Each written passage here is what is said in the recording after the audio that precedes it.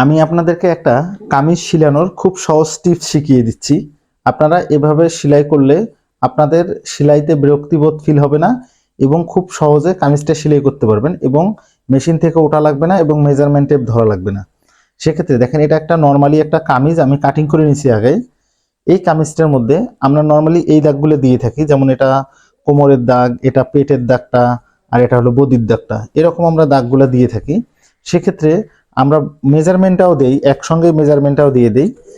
এখন আমরা যেমন এই যে মেজারমেন্টটা দিলাম, এখানে আমাদের 48 ইঞ্চি, এখানে আমাদের 48, এই যে 48, এটুকু আমাদের ব্যালেন্স।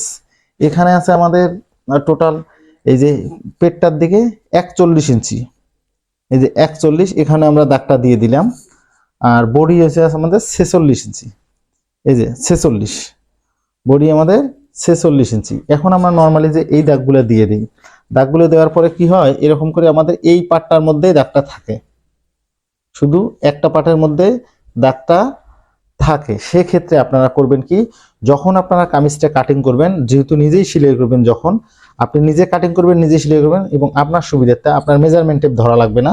সেক্ষেত্রে আপনার এইভাবে দাগ দিয়ে এই সাইডে আর একটু মার্ক করে নেবেন, এখানেও সেম এভাবে আর একটু মার্ক করে নেবেন। আর আপনি যখন সেলাইতে বসবেন তখন আপনার সেলাই করার জন্য মেজারমেন্ট টেপ ধরতে হবে না। আর এইখানে যেমন উপরের দুইটা পার্ট সরায় নিয়ে এই যে মাঝখানে এইদিকে একটা দাগ দিয়ে নেবেন, এখানে একটা দাগ দিয়ে নেবেন। আবার সেম এখানেও এখানে একটা দাগ দিয়ে নেবেন, এখানে একটা। আমি নর্মালি এভাবেই করে থাকি, আপনারাও সেম এভাবে করবেন এবং কামিজটাও অতি দ্রুত হবে এবং মেজারমেন্ট টেপটাও আপনার ধরা লাগবে না, যে মাপ দিয়ে দেখি যে বডি কত হলো, পেট কত হলো, কোমর কত হলো।